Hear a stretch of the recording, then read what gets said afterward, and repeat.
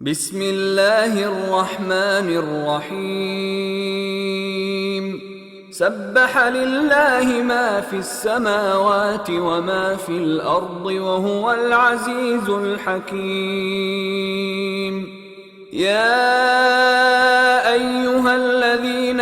آمنوا لم تقولون ما لا تفعلون كبر مقتا عند الله أن تقولوا ما لا تفعلون إن الله يحب الذين يقاتلون في سبيله صفا كأنهم بنيان مرصوص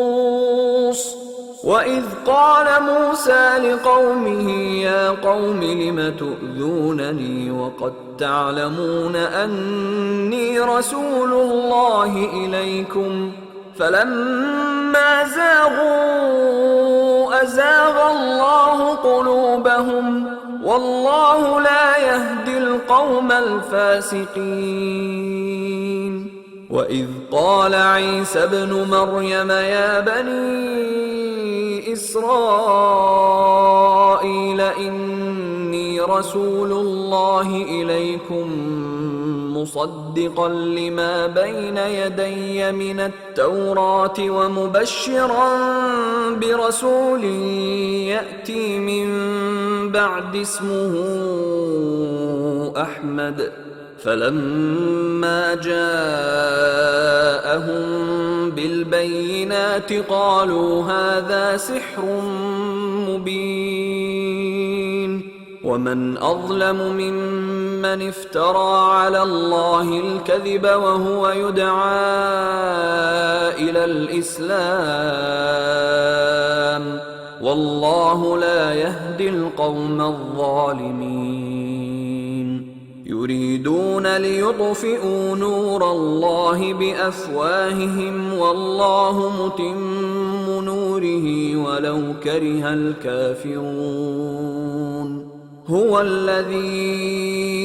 أرسل رسوله بالهدى ودين الحق ليظهره على الدين كله ولو كره المشركون يا أيها الذين آمنوا هل أدلكم على تجارة تنجيكم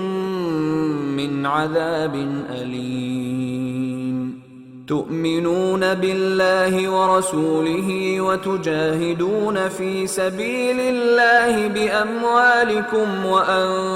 وأنفسكم ذلكم خير لكم إن كنتم تعلمون يغفر لكم ذنوبكم ويدخلكم جنات تجري من تحتها الأنهار ومساكن طيبة في جنات عدن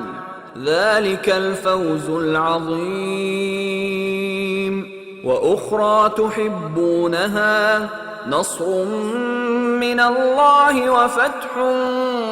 قريب وبشر المؤمنين يا أيها الذين آمنوا كونوا أنصار الله كما قال عيسى ابن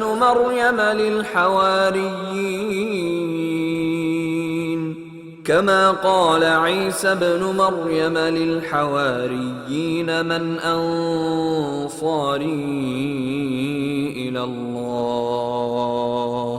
قال الحواريون نحن أنصار الله فآمنت طائفة من بني إسرائيل وكفرت طائفة